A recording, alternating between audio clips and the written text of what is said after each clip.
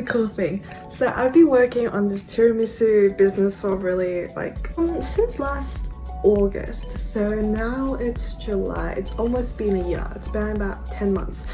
And basically I'm just helping him doing all the marketing. He's not paying me anything for it, but we've recently, 2 months ago, I think we reached a conclusion which said basically I would be happy to have ownership, or at least half of the company, through the marketing side, emailing. And I just realized that last month, in the month of June, we have reached our highest conversion rate. So all of our conversion rate in the past 10 months of having this online e-commerce store has been about 1% to 1.5. I think the highest I saw was about 2%. It just made me so baffled that I've been doing the right things in order to get this business, up and running, in order to convert those customers that come into our store, and that the traffic, that we generate from our Facebook ads, our Instagram ads aren't going to waste. And it's just so satisfying to know that I've done some things right, because I think I realized one thing that took me a bit too long to sort of grasp my head on, and it's that sometimes you want to aim for the results, right? You want to see that, you want to see the high conversion rate, you want to see the money from the people who are coming to your store. You want to give yourself that sense of achievement basically, because you want to have done something right. But that's not the aim at all.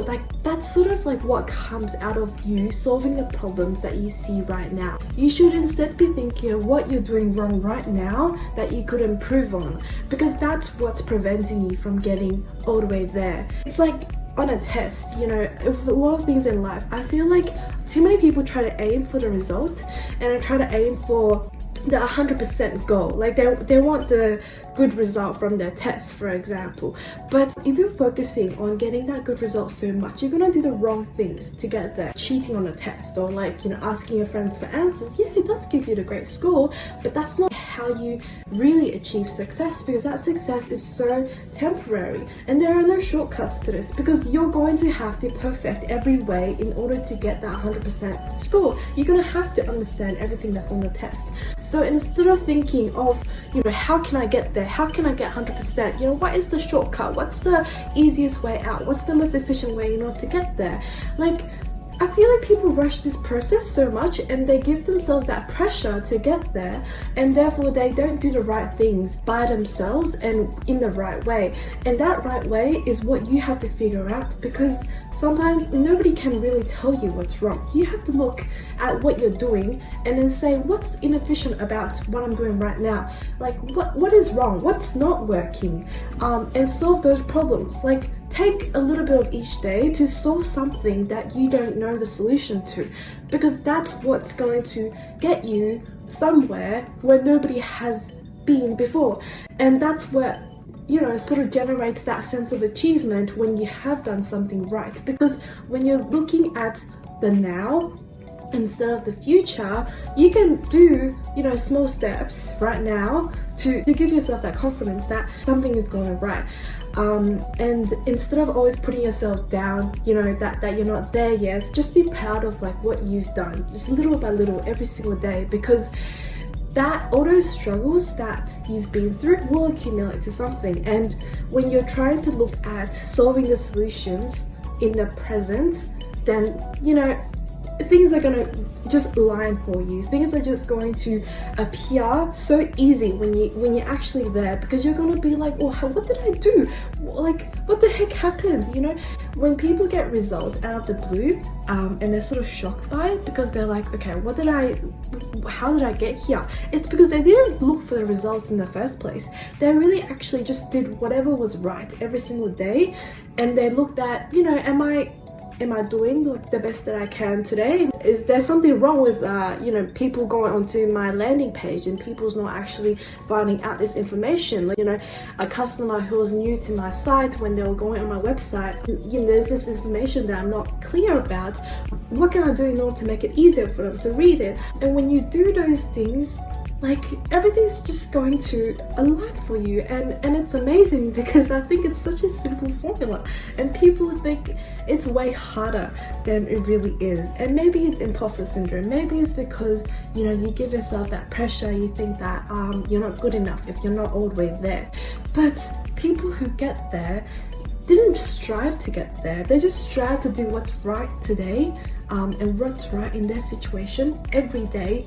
And when those days pass by, you will eventually get somewhere where you'll look back and be just amazed at what you've done, because it wasn't that hard to get here, and nobody really needs to make it that hard. I think society sort of deems success or some big accomplishment as like, they've suffered so much, they've sacrificed so much, not kept up with their friends, they've ignored their family, or like, they sacrificed their own health or their own mental health for it. And it's this like toxic sort of like equation of saying that suffering equals to success. There's always you always trying to get through in the cheapest ways possible, in the most efficient way possible. Like the shortcuts are just going to make you lack something that wasn't meant to be there in the first place. And when you're lacking something and giving yourself the expectation that you shouldn't, you're not going to know what you lack. You're not going to solve the right things.